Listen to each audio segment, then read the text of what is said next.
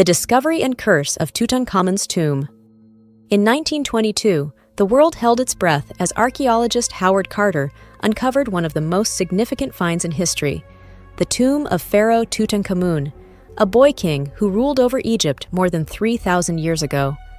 The discovery captivated the public, not only for the riches found within, but for the dark legend that followed. As the seals of the tomb were broken, ancient whispers seemed to escape, warning of death and despair. Months later, strange and untimely deaths haunted those who had entered or were connected to the tomb. Coincidence? Or was it the work of a deadly curse protecting Egypt's youngest ruler?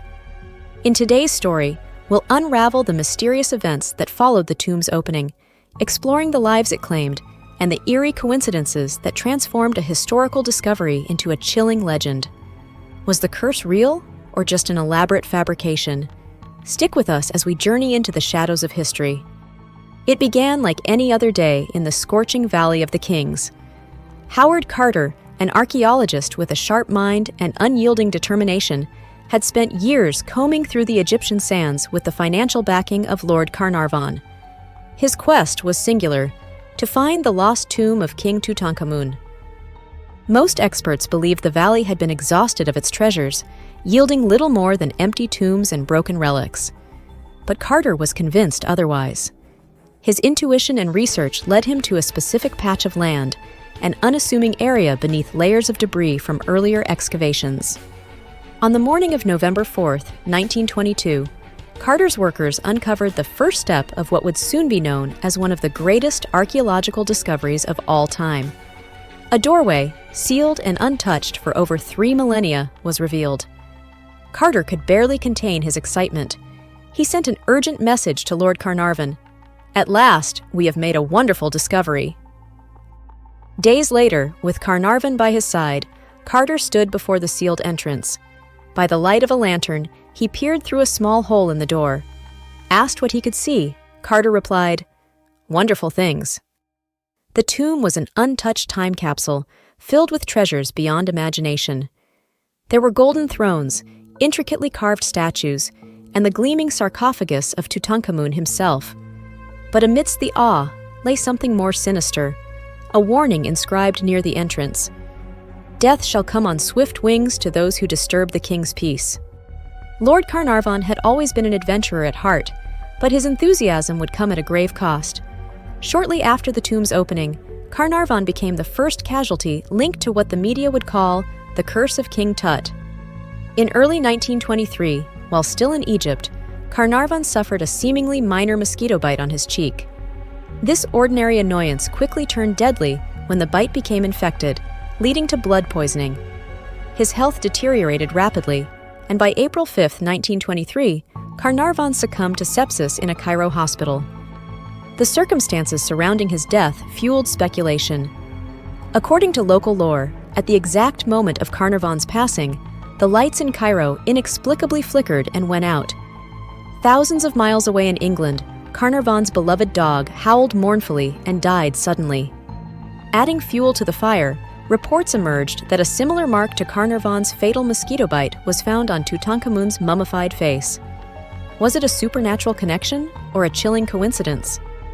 The press capitalized on the drama, splashing sensational headlines across front pages. "Curse of the Pharaoh strikes." The death of Carnarvon set the tone for the legend that would grow with each subsequent death or misfortune linked to the tomb. Lord Carnarvon's death was only the beginning.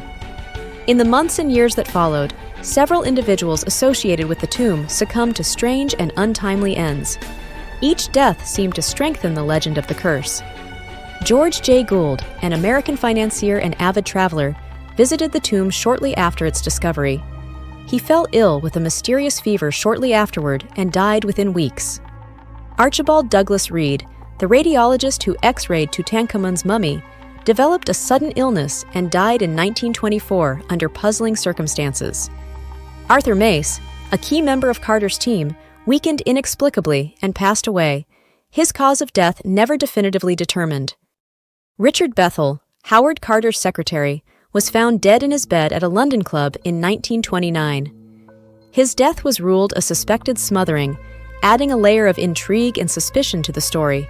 Even those indirectly linked to the tomb seem to be affected. Carnarvon's half-brother, Audrey Herbert, went blind shortly after the discovery. He later died from complications after a botched dental surgery. Newspapers eagerly compiled lists of the curse's victims, creating a pattern that seemed too consistent to ignore. Scientists of the time scrambled to offer rational explanations, suggesting that ancient bacteria or mold sealed within the tomb could have caused illnesses. However, these theories did little to quell public fascination. Howard Carter, the man at the heart of the discovery, seemed to be untouched by the curse that reportedly plagued so many around him. Despite being the first to enter the tomb, Carter lived for 17 years after its opening, passing away from natural causes in 1939 at the age of 64. But his life was far from easy in the years following the discovery. Public fascination with the curse cast an unwanted shadow over his work, turning a remarkable archaeological achievement into a tale of superstition. Carter, a practical man by nature, openly dismissed the curse as nonsense, calling it a fabrication of the media. In his writings, Carter reflected more on the wonder of the artifacts and the historical importance of the find, rather than the supposed supernatural forces at play. However, his skepticism didn't shield him from the eerie occurrences surrounding the tomb. One of the most unsettling incidents involved his pet canary, which he had brought with him to Egypt. Shortly after the tomb's discovery, the bird was killed by a cobra, a symbol of Egyptian royalty and protection. Local workers interpreted this as an ominous sign, linking it to the pharaoh's curse. While Carter publicly dismissed such events, the pressures of fame, combined with the growing list of deaths among those associated with the tomb, weighed heavily on him. His friendships and partnerships strained under the burden of the curse's infamy, leaving him increasingly isolated. In later years, Carter expressed frustration over the overshadowing of his work by the curse narrative. To him, the tomb was a triumph of archaeology, not a harbinger of doom. Yet, for all his rationality, even Carter couldn't escape the lingering questions posed by the string of misfortunes. As the deaths connected to Tutankhamun's tomb mounted, some scientists began to seek a logical explanation. Could there be a biological reason behind the so-called curse? The theory of pathogens, ancient and deadly, began to gain traction.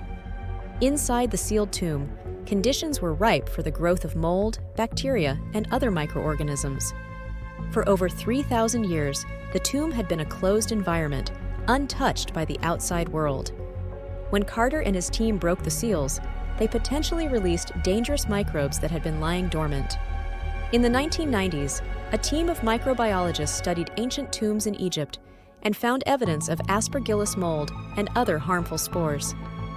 These pathogens could cause severe respiratory illnesses, particularly in individuals with weakened immune systems. Lord Carnarvon's death, marked by sepsis and pneumonia-like symptoms, aligned with the effects of such exposure. Another hypothesis involved Staphylococcus aureus and other bacteria that might have contaminated the tomb. Combined with the heat and dust of the excavation environment, even a minor cut or scratch could lead to deadly infections. Despite these scientific theories, no direct evidence has linked the deaths to pathogens from Tutankhamun's tomb specifically. Skeptics point out that many of those who died had pre-existing health issues or other vulnerabilities unrelated to the tomb. Nonetheless, the pathogen theory provided a plausible, rational alternative to the supernatural narrative. While it couldn't explain every death, it reinforced the idea that ancient tombs, while fascinating, could pose genuine risks to those who disturbed them. The curse of Tutankhamun seemed to follow more than just those who entered the tomb. Artifacts removed from the burial chamber and displayed in museums around the world were said to carry the curse with them, bringing misfortune to those who handled them. One of the most infamous cases involved a small bust of the Boy King, sent to a private collector in Europe. The collector reportedly experienced a series of financial and personal disasters, culminating in his mysterious death. His family quickly returned the artifact, claiming it was cursed. In another chilling tale, a museum worker responsible for cataloging artifacts from the tomb began hearing whispers in the gallery late at night. The voice, faint yet persistent, seemed to call out in an ancient language. The worker, terrified, resigned shortly after. Even ordinary visitors reported strange occurrences. At the British Museum, where some artifacts were briefly displayed, attendees described feelings of unease, as if they were being watched. Some even fainted in the exhibition halls. While skeptics attribute these stories to overactive imaginations and the power of suggestion, they added to the aura of mystery surrounding the tomb. Whether coincidence or consequence, the haunting stories further cemented the belief that Tutankhamun's curse extended far beyond the sands of Egypt. If Howard Carter's discovery ignited the spark, the media fanned the flames. The early 20th century was a golden age of journalism, and the dramatic tale of Tutankhamun's curse was irresistible. Newspapers around the globe carried sensational headlines: death stalks, those who disturb the pharaoh's peace. Reporters embellished details, turning minor illnesses into ominous signs and unrelated deaths into curse-related tragedies. Forensic analysis of Tutankhamun's mummy has also provided new insights.